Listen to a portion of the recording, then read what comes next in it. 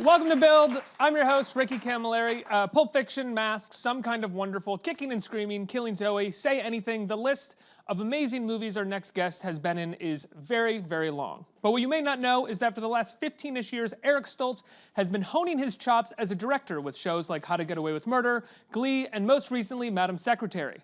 Today, he's here to talk to us about his new film, Class Rank, the story of two overachieving high school students that build a relationship while running for local office. Let's take a look at a clip. I don't know what to tell you, Veronica. You and the #1 ranked student have identical transcripts, except for the fact that he or she got an A in gym in the second marking period of your sophomore year, and you got an A-. That marking period, I had tendinitis in my hand from writing thousands of thank you letters on behalf of the Special Olympics. It hindered my ability to climb the rope in gym. Furthermore, I was under the impression that volunteering for the Special Olympics was extra credit. But it wasn't. Well, it was implied that it was. Why else would I have volunteered? I would hope because you like to help the less fortunate. The year's not over. What if #1 was to get caught cheating? The ranks are final. Or to die. What if they were to die? Veronica, we're not going to wish harm to another student. There's absolutely nothing we can do to change this. Principal Greeley, I'm not sure if you're aware of this, but I'm sorry, Veronica. 72% of white females accepted to Yale University graduate #1 in their class. But we grade on a curve. By being #2, I have a 72% chance of not getting into Yale. I need to be #1. Not up to me. It's the system. Well, the system sucks! Everybody, Eric Stoltz. Now that is a clip. That is a clip from the movie that you chose. I think specifically, right? You really like that clip. I do like that clip. I think ending a clip with, well, the system sucks, is a good way to start a conversation. I'll say that I noticed while watching the film, though, that clip, or that scene kind of stuck out as well. Her performance in that scene and the writing in that scene are elevated in a way. She's extraordinary, Olivia Holt, this young woman here. She's an amazing actress, and she's won Best Actress for this film at a few different festivals that we've taken the film to, but honestly, when you cast an actress, you don't really know what it is they're going to bring. And she brought everything. She really had a fierce passion for the role. She also brought her mother and her dog. And so did he, actually. These were two very young actors on a location. And I think they might have been afraid about what an independent film might include. When an actress brings everything, does that make your job easier as a director or harder in a way? Easier, I think, because ultimately you have words on a page. And if an actor doesn't bring their life to it and their heart and their emotion, then it's just recitation. It's just someone reading a speech off a monitor, and it very rarely gets inside of you. So the thing that I look for as a director is when actors elevate the material and surprise me with emotions or behavior that isn't necessarily written. Now this is I think your second feature, right? Yes. I think your first feature was more of like a pilot or a TV movie. Is that true? Well, according to your IMDb. which must be true. Exactly. It's on the internet. It's on the internet. I actually started the transition to directing. I was a PA on several films. After having acted for so long? Yeah. My first film as a PA was Say Anything, a Cameron Crowe film. Because I loved Cameron Crowe, and I loved the DP, Laszlo Kovacs. Oh, right, because you were in that film that Cameron wrote, right? That Art Linson directed? Yes, I was in Fast Times and Wild. I'd known Cameron. I'd known Cameron over the years, and I was also friends with the AD, Jerry Ziesmer. So I thought I really want to explore the backside of making a film, and all of these people that I adored were making this film. So I was a PA, and I used to bring coffee to John Cusack, and how did he handle that? He mocked me a little bit, you know. And rightfully so. Oh, it's our celebrity PA slumming, and he wasn't wrong, but it was interesting because when that didn't last for long, because eventually it's like, where's my coffee? Right. You know, I'm only going to tease you for so long now. Where's my wardrobe? Where's my coffee? What are we doing? Hey, get me stuff. Because a PA, as you know, does a lot of work. a lot of hard work. And it was an interesting way to see behind the curtain of the hierarchy of power on a film set. Is that, were you supposed, and you're in Say Anything a little bit. I did have a cameo as Right. The keymaster, That guy, yeah. Ethan Valier. So did that cameo come from you having been on set all the time? And there? Yes, I think so. I think, yes. So did you work your way? I mean, the route for a PA is a PA to set PA to, or you know, other AD. Second AD. And then AD. Right.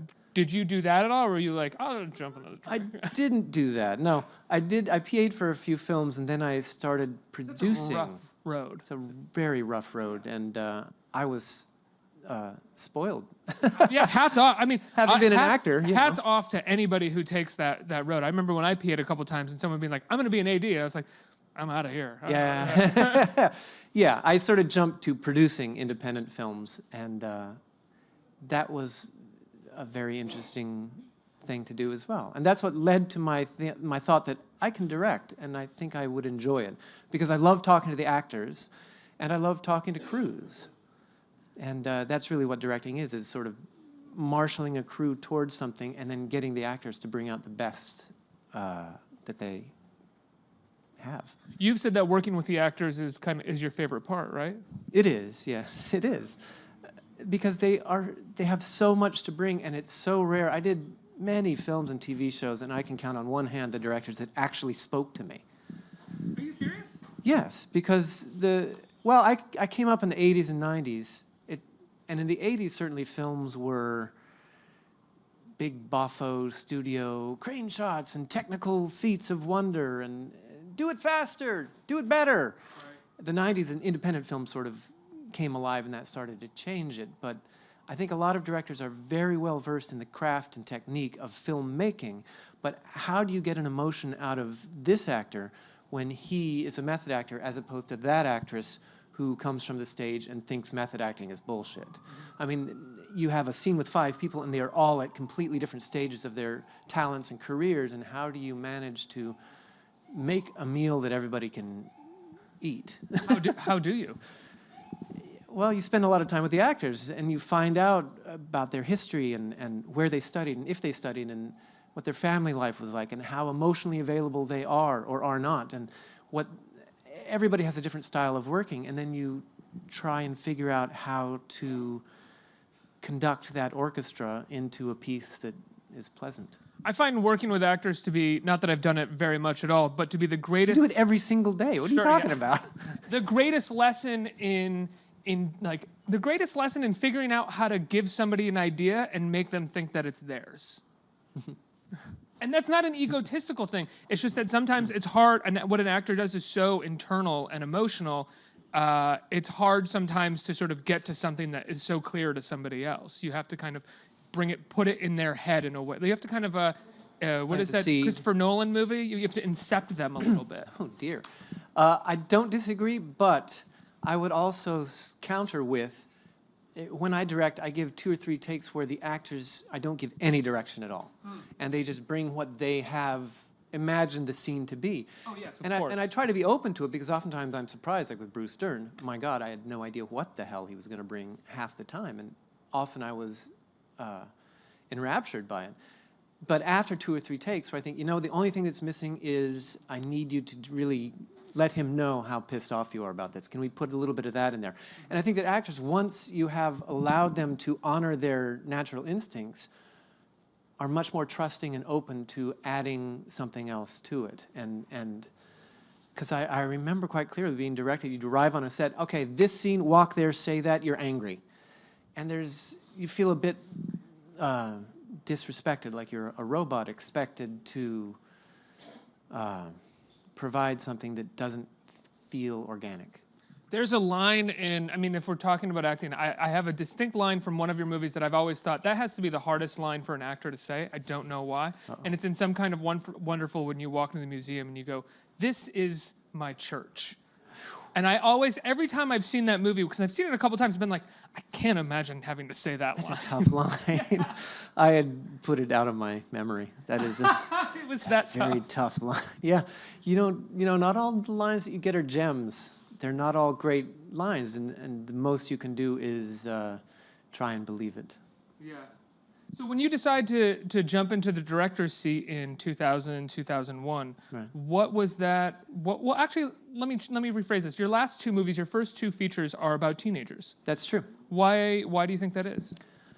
I don't rightly know. I think that's just what came my way. And I'm certainly attracted. Oh, well, I know exactly why, because I was directing a lot of Glee, which has a great deal of teenagers. And in Class Rank, the producer, Sandy Stern, saw an article that I'd written in a magazine, in Entertainment Weekly, about how directing Glee meant something to me, because it allowed me to correct a lot of the mistakes that I lived through in my own high school experience. But also, I think the thing about teenage stories that aren't, I'm not talking about the exploitative, raunchy ones. The teenage stories where they're smart, caring people are that these roles and these actors are so open. They're wide open and available and passionate.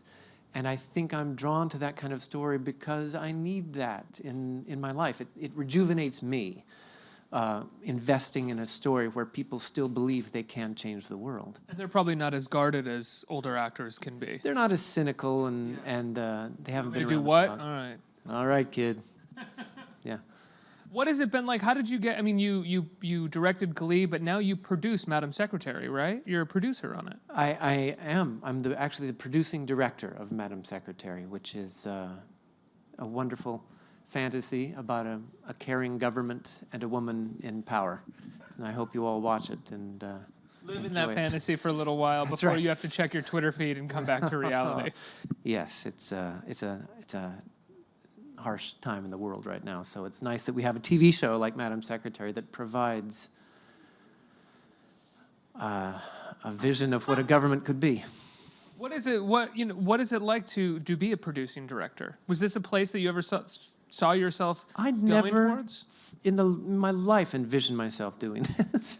It came out of the blue, really. I had come on to Madam Secretary to direct an episode in the first, I think the third or fourth episode, and I clicked with the actors and the crew. And like when you go on a great date and you sort of feel kind of turned on the whole time, and you think, this is really fantastic. That's exactly how I felt. And it's rare for that to happen in a work environment. And I went back to, I was directing an episode of How to Get Away with Murder, and they called me up and said, would you like to come on this show full time as a producing director? And it's a job I'd never done before, and I felt like I had been hit with the lucky stick. I said, sure, yeah, why not? And I've been doing that job for 4 years or so, and they give me time off to make a film, which is You made extraordinary. 2 movies while you've been doing it, right? It's an extraordinary environment, Madam Secretary. Laurie McCreary and Barbara Hall, the 2 creator-producers, are staggering women to work for, and Téa Leoni as well. I couldn't be luckier. So are you done acting, do you think? Well,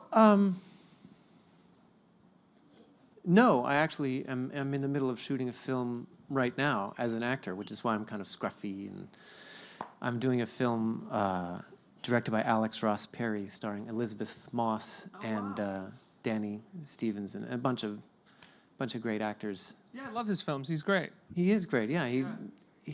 He's all about human interaction and behavior. So I do sort of get back into the...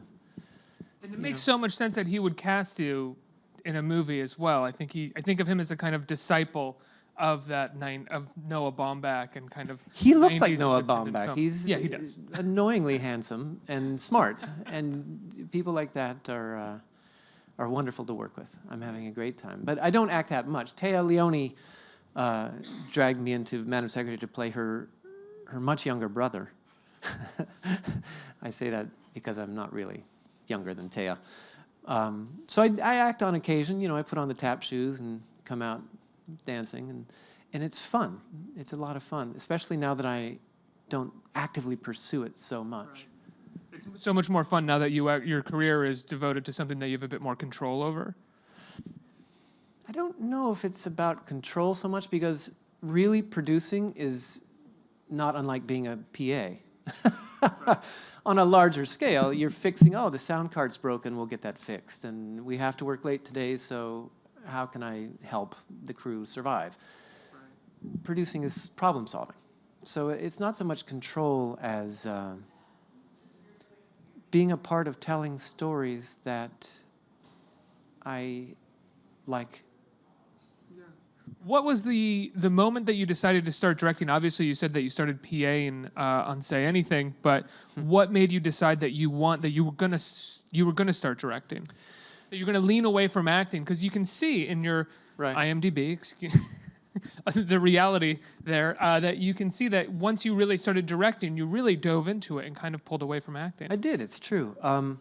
Well, I produced some independent films, and on one independent film.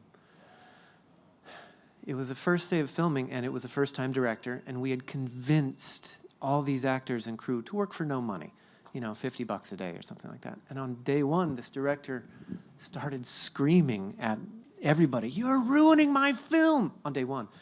And the actors walked away, and the crew said, "Hey, man, I'm out of here." And I had to sort of say, don't leave. We need you guys to make this. And I spent a great deal of the rest of that film managing and brokering with the crew and the actors, and I realized that I'm pretty facile at it, and I enjoy doing it. I enjoy talking to the craftsmen and the actors, and I began to think, I think that was the genesis of it. I began to think, this is a side of things where I'm engaged all the time, because when you're acting, one of the wonderful things, the horrible things about it is your experience of time. You wait 4 or 5 hours a day, trying to keep your focus of what you're going to do. And it's a bit like, you know, being in the trenches waiting for a battle to start. It's an odd experience. But when you are producing or directing, you're on your feet 12, 13, 14 hours a day, dealing with people towards making a story. And I think that one experience put it in my head, I should give this a try. And then Marshall Herskovitz and Ed Zwick called me up and said, "Do you want to be on this TV show called Once and Again?" And I said, "I'm interested in directing." And they said, "We love that. We'll let you direct one."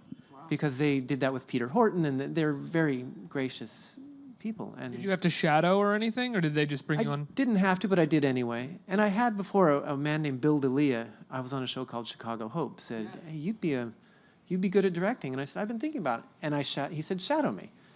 And I did. So I had all these mentors along the way saying, "Why don't you try this? We'll let you do that." And sort of kicking me upstairs. And it just felt right. Is that a kind of, did that feel like a completely different experience than what you had with acting over the course of 20 years? It did. It felt like, I mean, when you're acting, you've got all these lights and people and attention, and it's focused right on you. And when you're behind the scenes, you get the great relief of moving that light aside onto other people. Right. And it's glorious to not care about what you look like or serving a story that is not organically you. I mean, it's a great relief to be able to actually be your authentic self.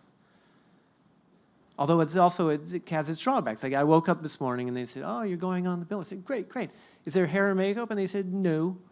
And I said, "Oh, well, I washed my hair last night." Well, and I kind of look like I just got out of bed because nobody's making me look like somebody made you look great, you know? Me. No, I'm just a wonderful hair and makeup person that did a nice job. They do. Can we talk about some of the movies that you did in the 90s that people love, that like Pulp Fiction? Sure. Yeah. Killing Zoe, for instance. Wow, right. Yeah, I love that. I love Killing Zoe. I think it's an underrated independent film, movie of that period of time. And I had watched it recently, like a couple months ago, randomly, like late at night. I think it's on Amazon Prime, and I was like, "Oh, I haven't seen this since I was like in high school." And it's a great addition, I think, to the heist pantheon of movies. I don't think it's talked about as much. It is. I imagine it is a bit underlooked because it's really dark. It's very dark. It's relentlessly dark at times. Yeah, I wouldn't recommend it to anyone under 20, really. And even then, you have to be in a slightly altered state, I think, to really appreciate the darkness. But Roger Avery wrote and directed that, and he is an enormously talented fellow. And he also co-wrote Pulp Fiction with Quentin. And that's how I fell into that crowd. I was at Sundance with a film I did called The Water Dance. The same year Quentin was there with Reservoir Dogs. Premiering or? Premiering. Okay. And I think both films won some awards. So we were all sort of hanging out. The Sundance Festival in the 90s wasn't really yet the publicity-crazed place that it's become. It was like, oh, let's go have a beer and watch a film. It was so much cooler. It was, it was cool because nobody had discovered it yet, really. And we all became friends.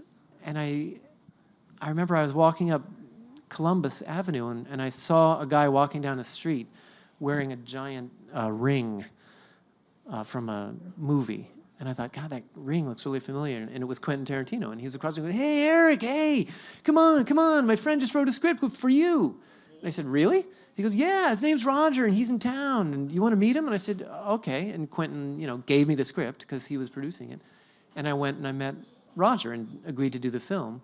And then Quentin, I cast in a film called Sleep With Me. Right, he's got Quentin the great Top Gun monologue. Yeah, I won't try and imitate Quentin.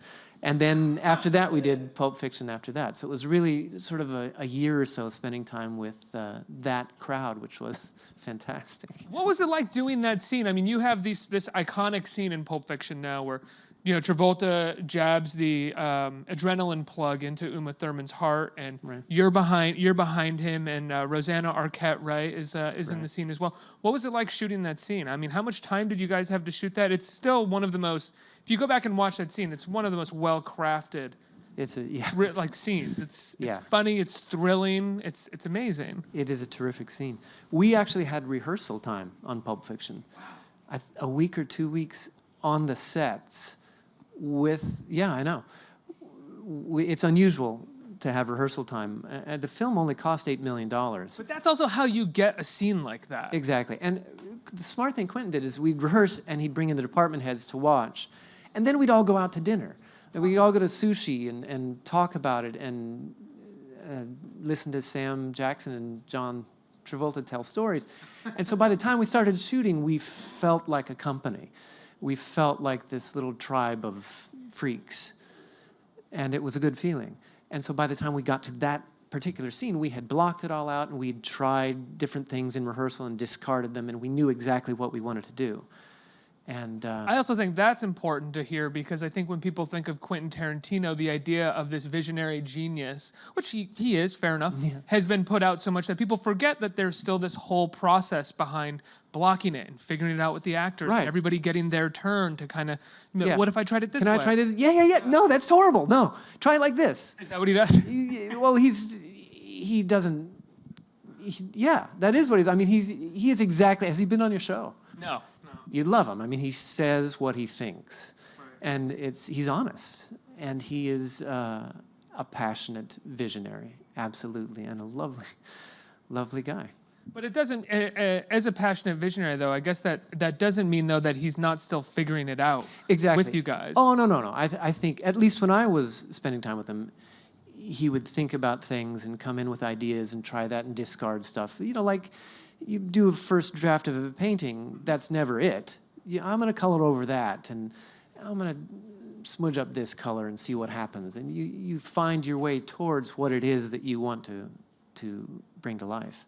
When you saw that film and saw that scene, did you ever imagine that it could have been as fucking good as it was when you saw it?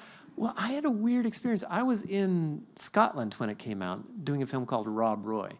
And Quentin called me up and said, hey, Pulp Fiction is playing at the Edinburgh Film Festival.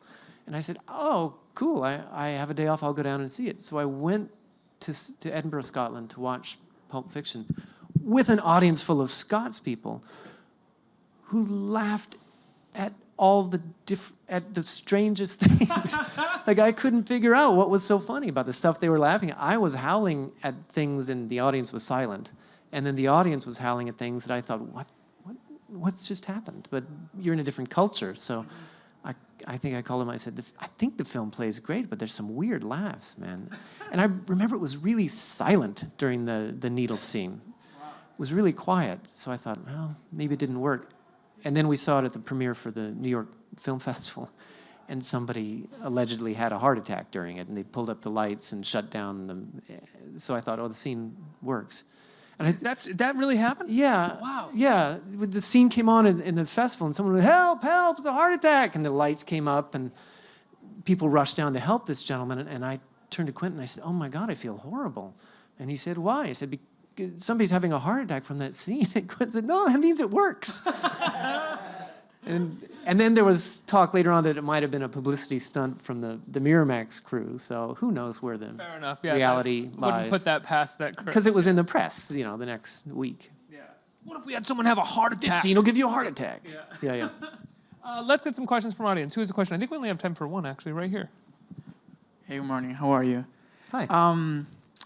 When I saw this poster for the first time, I thought, this is a typical and classic comedy and love American story. And don't get me wrong, I love that kind of movies and that kind of story. But I want to know what makes this film different from the other movies in the past with the same context. All right, that's a good question. Well, what you didn't see from that clip is really these guys are two really smart, caring people in the film, and they want to change the world. They want to change the system. So what they do is they decide together to have one of them run for office and take on the establishment and change the world, which is kind of exactly what's happening in the zeitgeist now with kids saying, we don't want to get shot at school. We're going to march. We want to change things. So there is an element of, in class rank, of these kids saying, we're going to change things. We're going to try to take on the system. And I can't remember seeing that in a teen film before. And as much as it is a sweet comedy, I also think it is about, it says this is what democracy looks like. I mean, this is about a group of kids running for local office, which is so often forgotten and exactly part of the problem right now. That's right. They want to change the system. And they get the signatures and they run for office. And Skylar, these wonderful actors, they give speeches that people respond to. A bit like his character name is Bernie in the film. It's a bit like Bernie Sanders standing up and saying, this is wrong and we can change it. And in the film, the crowds cheer him, which, I mean, he's a teenager, so it's crazy, but it works. Did you name him Bernie for that reason? I didn't name him Bernie. It was a complete coincidence. The writer, Ben August, did, and it was too late to change. While you were shooting it, was that during the campaign or anything? That was when the election was happening and everything. We'd made the posters. So it's not a socialist film, even though today is May Day, by the way. Oh, that's right. International Workers' Day. Right. Which was invented in the United States, largely to give fair working hours to children who were working in the United States. They were working 8-year-olds 6 days a week. So children can change things if they put their minds to it. Absolutely. Eric, congratulations on the film. How can people see Class Rank? When can they see it? It is available May 11th, I believe, streaming and downloading, and maybe a theater as well. I'm unsure. Everybody, the great Eric Stoltz. Let's hear it. Thank you very much.